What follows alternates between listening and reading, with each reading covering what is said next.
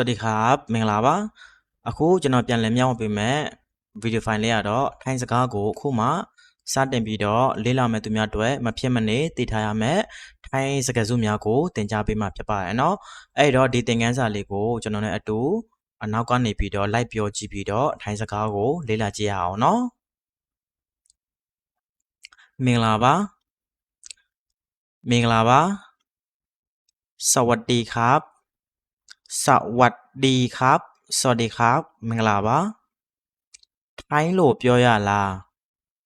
ထိုင်းလို့ပြောရလားพูดไทยได้ไหมพูดไทยได้ไหมพูดไทยได้ไหมထိုင်းလို့ပြောရလားထိုင်းလို့နည်းနည်းပြောရတယ်ထိုင်းလို့နည်းနည်းလေးပြောရတယ်พูดไทยได้นิดหน่อยพูดไทยได้นิดหน่อยพูดไทยได้ထိုင်းလို့ပြောရတယ်นิดหน่อยဆိုတာနည်းနည်းပေါ့အဲ့တော့အားလုံးကိုပေါင်းပြီးတော့ပြောလိုက်တဲ့ခါကျရင်พูดไทยได้นิดหน่อยဆိုလို့အဓိပ္ပာယ်ရပါတယ်အဲ့တော့မြန်မာလိုဆိုရင်ထိုင်းလို့နည်းနည်းပြောရတယ်လို့အဓိပ္ပာယ်ရပါတယ်เนาะထိုင်းလို့ပြောမရဘူးထိုင်းလို့ပြောမရဘူးဒါမှမဟုတ်ထိုင်းလို့ပြောမတတ်ဘူးလို့အဓိပ္ပာယ်ရတယ်ပေါ့เนาะพูดไทยไม่ได้พูดไทยไม่ได้พูดไทยไม่ได้ထိုင်းလို့ပြောမရဘူးနားလည်လားနားလည်လားတရားရောက်နေပြီးတော့ကိုမေးတဲ့ခါကျရင်နားလည်လားပေါ့မေးတဲ့ခါကျရင်ဘယ်လိုမေးလဲဆိုတော့ฟังรู้เรื่องไหมฟังรู้เรื่องไหมฟังรู้เรื่องไหมฟังรู้เรื่องไหมฟังဆိုတာနားထောင်တယ်รู้ဆိုတာသိတယ်เรื่องဆိုတာအကြောင်းအရာနောက်ဆုံးကမိုင်းဆိုတာကြတော့မေကွန်းပုံစံဖြစ်သွားတယ်ပေါ့နော်အဲ့တော့အားလုံးကိုပေါင်းပြီးတော့ပြောလိုက်တော့ฟังรู้เรื่องไหมနားလည်လားလို့အဓိပ္ပာယ်ရပါတယ်ฟังไม่รู้เรื่องฟังไม่รู้เรื่องครับฟังไม่รู้เรื่องครับနားမလည်ဘူးခမရပေါ့နော်တကယ်လို့အမျိုးသမီးမိန်းကလေးဆိုရင်တော့အနောက်မှာခနဲ့ထက်သုံးမယ်ယောက်ျားလေးဆိုရင်တော့ครับလို့ထက်သုံးမယ်ฟังไม่รู้เรื่องครับနားမလည်ဘူးခမရฟังไม่รู้เรื่องครับฟังไม่รู้เรื่องครับနားမလည်ဘူးခမရလို့ပြောလို့ရပါတယ်သဘောပေါက်လားနားလည်လားနောက်တစ်မျိုးပြောလို့ရတာကဒီသဘောပေါက်လားနားလည်လားကိုလွယ်လွယ်လေးနဲ့ပြောလို့ရတာကကြတော့เข้าใจไหมเข้าใจไหมအမျိုးသားဆိုရင်เข้าใจไหมครับသဘောပေါက်လားခမရအမျိုးသမီးဆိုရင်တော့เข้าใจไหมคะเข้าใจไหมคะလို့ပြောလို့ရပါတယ်အဓိပ္ပာယ်ကတော့သဘောပေါက်လားနားလည်လားပဲပြောတာဖြစ်ပါတယ်เนาะနောက်တစ်တုံးကြည့်ရအောင်သဘောပေါက်တယ်နားလည်တယ်သဘောပေါက်တယ်နားလည်တယ်ဆိုရင်เข้าใจครับเข้าใจครับမိန်းကလေးဆိုရင်เข้าใจค่ะเข้าใจค่ะလို့သုံးလို့ရပါတယ်သဘောမပေါက်ဘူးနားမလည်ဘူးဆိုရင်ไม่เข้าใจครับไม่เข้าใจครับไม่เข้าใจครับမိန်းကလေးဆိုရင်ไม่เข้าใจค่ะไม่เข้าใจค่ะဆိုတာအရှိမไม่ဆိုတဲ့အငင်းလေးထည့်လိုက်တော့သဘောပေါက်တာကိုအရှိမအငင်းအနေနဲ့ไม่ဆိုတာထည့်လိုက်တော့သဘောမပေါက်ဘူးနားမလည်ဘူးလို့အဓိပ္ပာယ်ရပါတယ်ဘာလုပ်နေလဲဘာလုပ်နေလဲทำอะไรอยู่ทำอะไรอยู่ทำอะไรอยู่ဘာလုပ်နေလဲทำဆိုတာလုပ်တာပြောတာဖြစ်ပါတယ်ทำလို့ဖတ်တဲ့အချိန်မှာပါးစပ်ပေါက်ကိုပိတ်ပေးရမယ်เนาะทำอะไรဆိုတာဘာလဲเนาะ you ဆိုတာနေတယ်အဲ့တော့အလုံးကိုပေါင်းပြီးပြောလိုက်တော့ทำอะไรอยู่ဘာလုပ်နေလဲทำอะไรอยู่คะဘာလုပ်နေလဲရှင်လို့မေးတဲ့ပုံစံမျိုးဖြစ်သွားတာပေါ့เนาะဘာမှမလုပ်ဘူးဘာမှမလုပ်ဘူးไม่ทำอะไรไม่ทำอะไรไม่ทำဆိုတာမလုပ်ဘူးอะไรဆိုတာဘာလဲပေါ့เนาะအဲ့တော့အားလုံးကိုတွဲပြီးတော့ပြောလိုက်တော့ไม่ทำอะไรဘာမှမလုပ်ဘူးလို့အဓိပ္ပာယ်ရပါတယ်လုပ်စရာမရှိဘူးလားလုပ်စရာဘာမှမရှိဘူးလားလုပ်စရာဘာမှမရှိဘူးလားလို့ပြောတဲ့အခါကျရင်ไม่มีอะไรทำหรอ ไม่มีမရှိဘူးอะไรဘာလဲทำหรอလုပ်เสียเนาะทำဆိုတာလုပ်တယ်หรอဆိုတာအမေတဘောဖြစ်တယ်ပေါ့เนาะအဲ့တော့အားလုံးကိုစုပြီးတော့ပြောလိုက်မယ်ဆိုရင်ไม่มีอะไรทำหรอလုပ်เสียဘာမှမရှိဘူးလားလို့အဓိပ္ပာယ်ရပါတယ်ไม่มีอะไรทำหรอပြောတာကိုကြားလားပြောတာကိုကြားလားที่พูดได้ยินไหมที่พูดได้ยินไหมပြောတာကိုကြားလားသို့မဟုတ်ပြောနေတာကိုကြားလားလို့အဓိပ္ပာယ်ရပါတယ်ที่พูดပြောတာได้ยินไหมပြောနေတာကိုကြားလားလို့အဓိပ္ပာယ်ရပါတယ်เนาะได้ยินဆိုတာဒီနေရာမှာကြားတာလို့ပြောတာဖြစ်ပါเนาะကြားတယ်ได้ยินကြားတယ်ได้ยินไหมဆိုရင်ကြားလားเนาะที่พูดဆိုတာပြောတာကိုသို့မဟုတ်ပြောနေတာကိုလို့အဓိပ္ပာယ်ရတယ်အားလုံးကိုပေါင်းပြီးပြောလိုက်တော့ที่พูดได้ยินไหมပြောနေတာကိုကြားလားမကြားရဘူးမကြားရဘူးမကြားဘူးဆိုရင်ไม่ได้ยินครับမကြားရဘူးခမရไม่ได้ยินครับမကြားရဘူးခမရတကယ်လို့အမျိုးသမီးဆိုရင်မိန်းကလေးဆိုရင်ไม่ได้ยินค่ะไม่ได้ยินค่ะဆိုရင်မကြားရဘူးရှင်လို့အဓိပ္ပာယ်ရတာပေါ့နော်မျိုးသားဆိုရင်တော့ไม่ได้ยินครับภาษาပါပဲပြရမယ်ไม่ได้ยินครับไม่ได้ยินครับမကြားရဘူးခမရလို့အဓိပ္ပာယ်ရပါတယ်တကယ်လို့ရှင်းရှင်းလင်းလင်းမကြားရဘူးဆိုရင်တော့ဘယ်လိုပြောလဲဆိုတော့ได้ยินไม่ชัดได้ยินไม่ชัดได้ยินဆိုတာကြားတယ်ဒါပေမဲ့ไม่ชัดဆိုတာမရှင်းဘူးได้ยินไม่ชัดဆိုတာရှင်းရှင်းလင်းလင်းမကြားရဘူးကြားတော့ကြားတယ်ဒါပေမဲ့မရှင်းလင်းဘူးပေါ့နော်အဲ့ဒါကိုထိုင်းလို့ပြောမယ်ဆိုရင်ได้ยินไม่ชัดလို့ပြောလို့ရပါတယ်ရှင်းရှင်းလင်းလင်းမကြားရဘူးလို့အဓိပ္ပာယ်ရပါတယ်ได้ยินไม่ชัดရှင်းရှင်းလင်းလင်းမကြားရဘူးလို့အဓိပ္ပာယ်ရပါတယ်ကြားရတယ်เนาะကိုကနေရှင်းရှင်းလင်းလင်းကြားရတယ်ဆိုရင်ได้ยินได้ยินครับเนาะတရားရောက်ကိုမေးလိုက်တယ်ได้ยินไหมครับဆိုရင်ได้ยินค่ะမိန်းကလေးဆိုရင်ပေါ့เนาะယောက်ျားလေးဆိုရင်တော့ได้ยินครับကြားတဲ့ခမရလို့ပြောလို့ရပါတယ်ได้ยินครับได้ยินค่ะได้ยินครับကြားပါတယ်ခမရလို့ပြောလို့ရပါတယ်เนาะနောက်တစ်ခုကဒီယိုယူလာခုပေါ့เนาะဒီယိုယူလာခဲလို့ပြောချင်တဲ့ခါကျရင်ဒီယိုယူလာဆိုရင်เอามานี่เอามานี่เอามานี่ဒီကိုယူလာခဲ့เอามานี่ဒီကိုယူလာလို့အဓိပ္ပာယ်ရပါတယ်အပြင်ကိုသွားတယ်အပြင်ဘက်ကိုသွားတယ်ไปข้างนอกไปသွားတယ်ข้างဆိုတာဘက်ကိုပြောတာนอกဆိုတာအပြင်ไปข้างนอกဆိုတာအပြင်ဘက်ကိုသွားတယ်အပြင်ကိုသွားတယ်เนาะတရားရောက်ကလာမေးတယ်အိမ်မှာအကိုရှိလားအမရှိလားဒါမှမဟုတ်အဖေရှိလားလို့လာမေးတဲ့ခါကျရင်မရှိဘူးเนาะไม่อยู่ค่ะမရှိဘူးခမညာเนาะไปข้างนอกค่ะเนาะအပြင်ကိုသွားတယ်အပြင်ဘက်ကိုသွားတယ်လို့ပြောလို့ရတယ်เนาะအဲ့ဒါကိုไปข้างนอกค่ะယောက်ျားလေးဆိုရင်ไปข้างนอกครับလို့ပြောလို့ရပါတယ်ဒီယိုလာ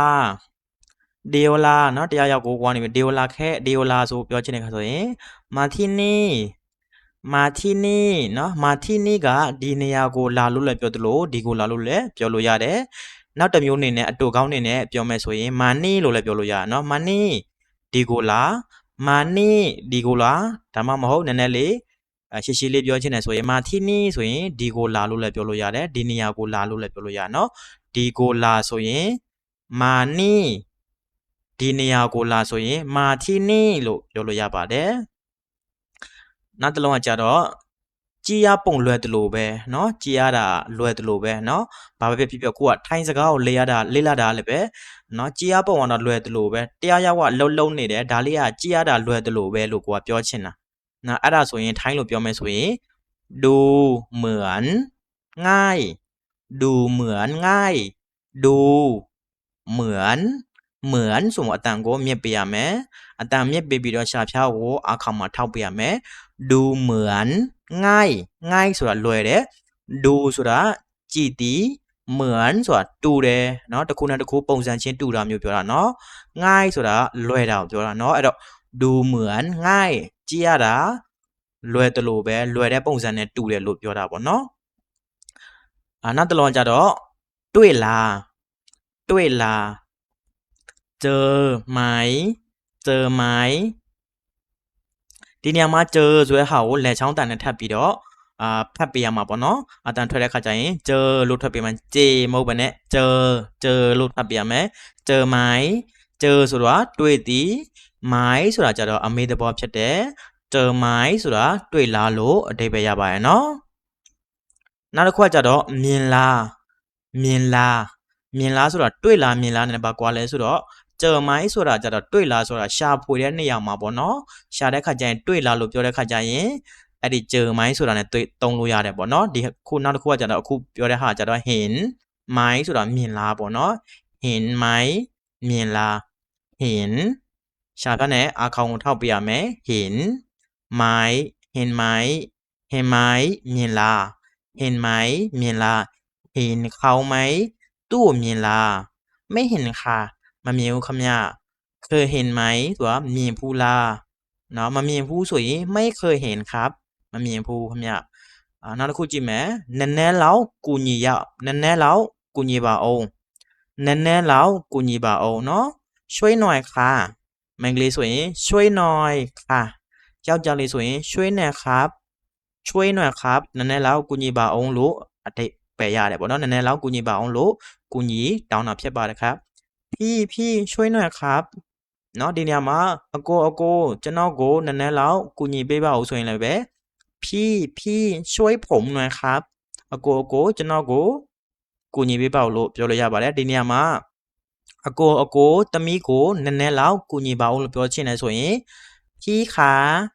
ช่วยโนหน่อยนะคะพี่ขา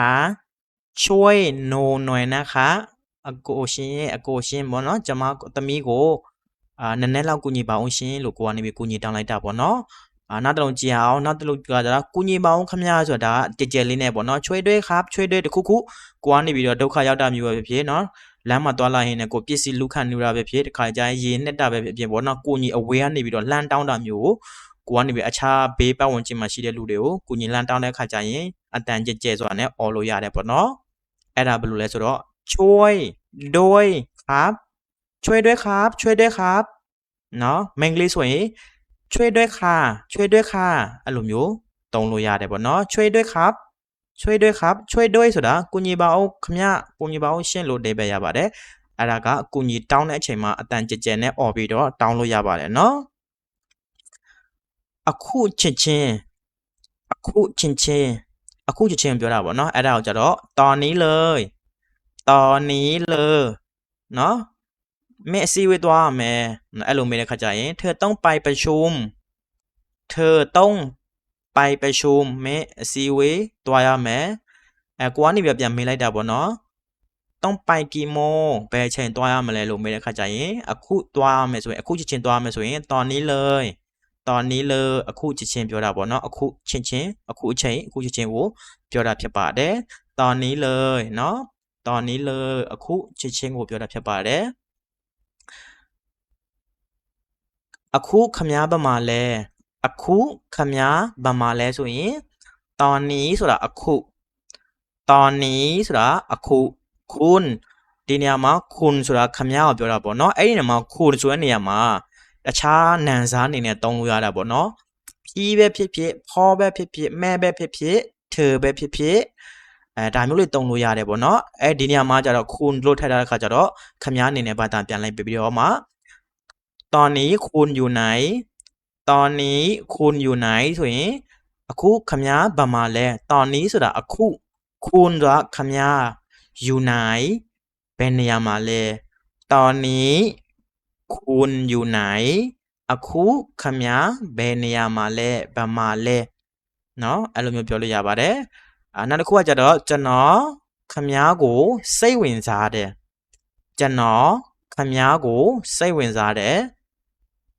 ผมสนใจคุณผมဆိုတာကျွန်တော်สนใจဆိုရင်တော့စိတ်ဝင်စားတယ်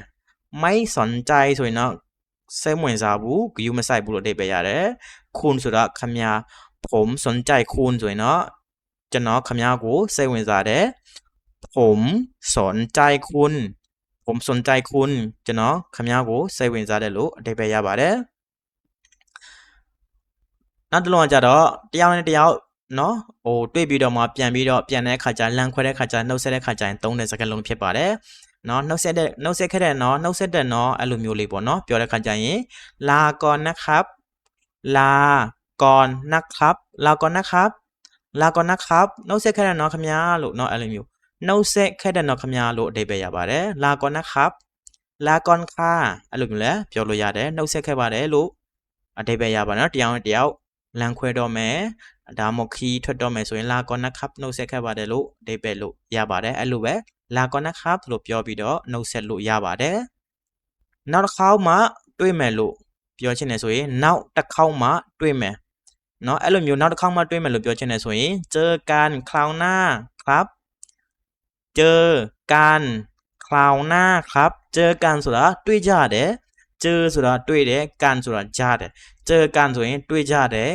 คราวหน้าဆိုတာနောက်တစ်ကြိမ်နောက်တစ်ခေါက်เนาะเจอกันครั้งหน้าครับနောက်တစ်ခေါက်မှတွေ့ကြမယ်သို့မဟုတ်เจอกันคราวหน้าครับครั้งหน้าလို့လည်းပြောလို့ရတယ်လို့คราวหน้าလည်းပြောလို့ရတယ်เนาะဒီနေရာမှာဆရာရေးပေးထားတာคราวหน้าလို့ရေးထားတယ်เนาะคราวเจอกันคราวหน้าครับจอเจอกออะนอกันขอรออาวอคราวขอนออาหนาไม่โทหน้าเจอกันคราวหน้าครับနောက်တစ်ချိန်မှာတွေ့မယ်เนาะနောက်တစ်ခါမှတွေ့ကြမယ်နောက်တစ်ချိန်မှာတွေ့ကြမယ်လို့အဓိပ္ပာယ်ရပါတယ်နှလုံးကြည့်အောင်ဂတိပေးတယ်เนาะငါဂတိပေးတယ်เนาะငါဂတိပေးတယ်ပြောချင်တယ်ဆိုရင်ฉันให้สัญญาฉันให้สัญญาเนาะให้ဆိုတာပေးတယ်สัญญาဆိုတာဂတိပြောတာให้สัญญาဂတိပေးတယ်ให้สัญญาให้สัญญาဂတိပေးတယ်လို့အဓိပ္ပာယ်ရပါเนาะให้สัญญาဂတိပေးတယ်ပေါ့เนาะสัญญาแล้วนะအဲ့လိုမျိုးสัญญาแล้วนะဂတိပေးပြီးเนาะလို့ပြောတာပေါ့เนาะสัญญาဆိုတာဂတိကိုပြောတာเนาะနောက်တစ်လုံးကြည့်ရအောင်အထဲကိုဝင်လာခဲ့အထဲကိုဝင်လာခဲ့เข้ามาข้างในเข้ามาဝင်လာလို့ပြောတာเนาะข้างในဆိုတာအထဲဘက်ကိုပြောတာအဲ့တော့အလုံးပေါင်းပြီးတော့ပြောလိုက်တော့เข้ามาข้างในครับเข้ามาข้างในค่ะအထဲကိုဝင်လာပါရှင်အထဲကိုဝင်လာပါခင်ဗျာလို့အဓိပ္ပာယ်ရပါတယ်เข้ามาဝင်လာค่ะဝင်လာလို့ပြောတာပေါ့เนาะข้างในဆိုတာအထဲဘက်เข้ามาข้างในค่ะဆိုရင်အထဲဘက်ကိုဝင်လာခဲ့လို့အဓိပ္ပာယ်ရပါတယ်အနာသွားယူတယ်အနာသွားယူတယ်ဆိုရင်တော့ไปพักผ่อนไปพักผ่อนไปพักผ่อนဆိုတာအနာသွားယူတယ်လို့ပြောတာပါไปพักผ่อนအနာသွားယူသည်ไปพักผ่อนအနာသွားယူသည်လို့အဓိပ္ပာယ်ရပါတယ်အိမ်စာလုပ်သည်အိမ်စာလုပ်သည်ဆိုရင်ทำการบ้านทำการบ้านทำการบ้านအိမ်စာလုပ်သည်ทำการบ้านအိမ်စာလုပ်သည်လို့အဓိပ္ပာယ်ရပါတယ်ทำဆိုတာလုပ်သည်การบ้านဆိုတာအိမ်စာတို့မဟုတ်အိမ်နဲ့ပတ်သက်တဲ့အိမ်လုပ်တယ်ပေါ့နော်ทำการบ้านဆိုတာအိမ်စာလုပ်သည်လို့အဓိပ္ပာယ်ရတယ်ဘာမှပြောစရာမလိုเนาะဘာမှပြောစရာမလိုဘူးလို့ပြောချင်တယ်ဆိုရင်ไม่ต้องพูดอะไรไม่ต้องพูดอะไรไม่ต้องဆိုတာမလိုဘူးလို့ပြောတာพูดဆိုတာပြောတယ်อะไรဆိုတာဘာလဲအဲ့ဒီဟာမှာအကုန်လုံးပေါင်းပြီးတော့ပြောလိုက်တဲ့ခါကျရင်ไม่ต้องพูดอะไรไม่ต้องพูดอะไรဘာမှပြောစရာမလိုဘူးเนาะเธอไม่ต้องพูดอะไรနင်ဘာမှပြောစရာမလိုဘူးလို့ပြောချင်တယ်ဆိုရင်เธอไม่ต้องพูดอะไรနင်ဘာမှပြောစရာမလိုဘူးလို့အဓိပ္ပာယ်ရတယ်ไม่ต้องမလိုဘူးพูดอะไรဘာပြောတာလဲအလုံးစုပြီးပြောမယ်ဆိုရင်ไม่ต้องพูดอะไรဆိုရင်ဘာမှပြောစရာမလိုဘူးလို့အဓိပ္ပာယ်ရပါတယ်လူတွေအရန်များတဲ့ဆိုရင်คนเยอะมากครับคนเยอะมากครับคนเยอะมากครับคนဆိုတာလူကိုပြောတာเยอะဆိုတာများတယ်มากဆိုတာအများကြီးเนาะအရန်ကိုပြောတာပေါ့เนาะ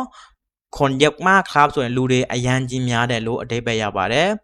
คนเยอะมากครับလူတွေအရန်ကြီးများတယ်လို့အဓိပ္ပာယ်ရပါတယ်နောက်တစ်ခုကကြတော့တောင်းပန်ပါတယ်ခင်ဗျာတောင်းပန်ပါတယ်ခင်ဗျာဆိုရင်ขอโทษนะครับขอโทษนะครับขอโทษนะครับအမျိုးသမီးဆိုရင်တော့မင်္ဂလိဆိုရင်တော့ขอโทษนะคะ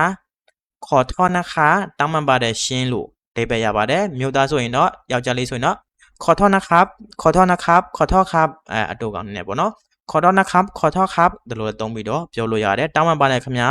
တောင်းပန်ပါတယ်ရှင်းဆိုရင်တော့ขอโทษนะคะတောင်းပန်ပါတယ်ရှင်းလို့ပြောလို့ရပါတယ်ကျွန်တော်ကိုတွားပို့ပေးလို့ရမလားကျွန်တော်ကိုတွားပို့ပေးလို့ရမလားเนาะကျွန်တော်ကိုတွားပို့ပေးလို့ရမလားဆိုရင်ไปส่งผมให้หน่อยได้ไหมไปส่งผมให้หน่อยได้ไหมไปส่งဆိုတာတွားပို့တယ်ဘာလို့တွားပေးမလဲဆိုတော့ผมကျွန်တော်ให้ဆိုတာပေးတယ်တွားပို့ပေးတာပေါ့เนาะတွားပို့ပေးတယ်ကျွန်တော်ကိုတွားပို့ပေးหน่อยနည်းနည်းလောက်ได้ไหมရမလားအဲ့ဒါကိုဘာသာပြန်လိုက်မယ်ဆိုရင်ကျွန်တော်ကိုနည်းနည်းလောက်တွားပို့ပေးလို့ရမလားလို့လည်းဘာသာပြန်ရတယ်သို့မဟုတ်ကျွန်တော်ကိုတွားပို့ပေးလို့ရမလားလို့လည်းဘာသာပြန်လို့ရတယ်เนาะไปส่งผมให้หน่อยได้ไหมไปส่งผมให้หน่อยได้ไหมครับ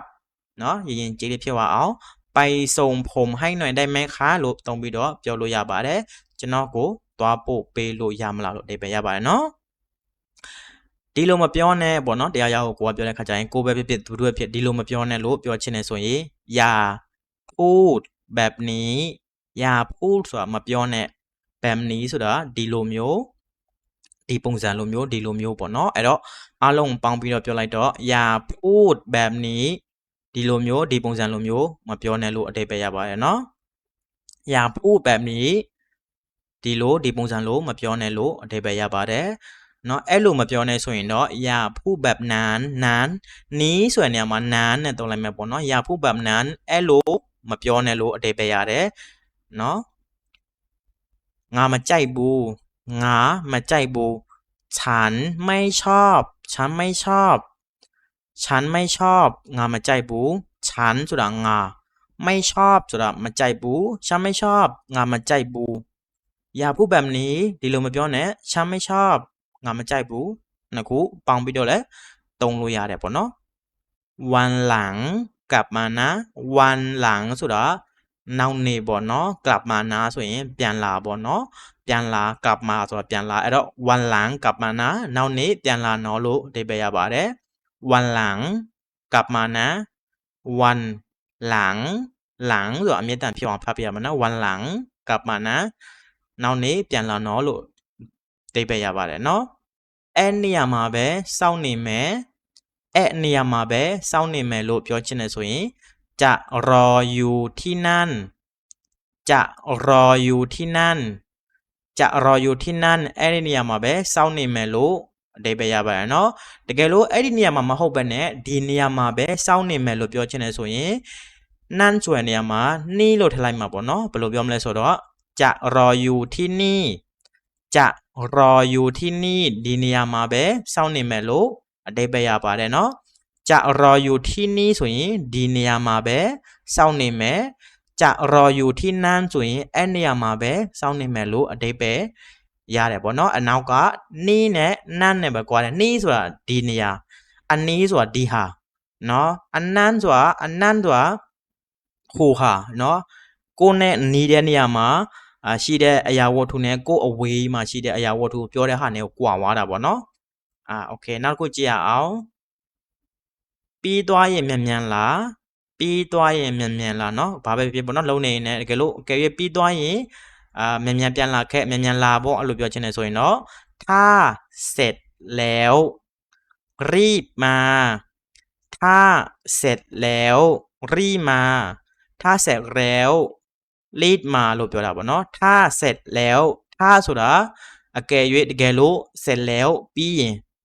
เนาะပြီးရင်ပြီးသွားရင်รีบเนาะรีบมาဆိုတာမြန်မြန်လာပေါ့เนาะถ้าเสร็จแล้วรีบมาတကယ်လို့ပြီးသွားရင်မြန်မြန်လာလို့အဓိပ္ပာယ်ရပါเนาะถ้าเสร็จแล้วรีบมานะ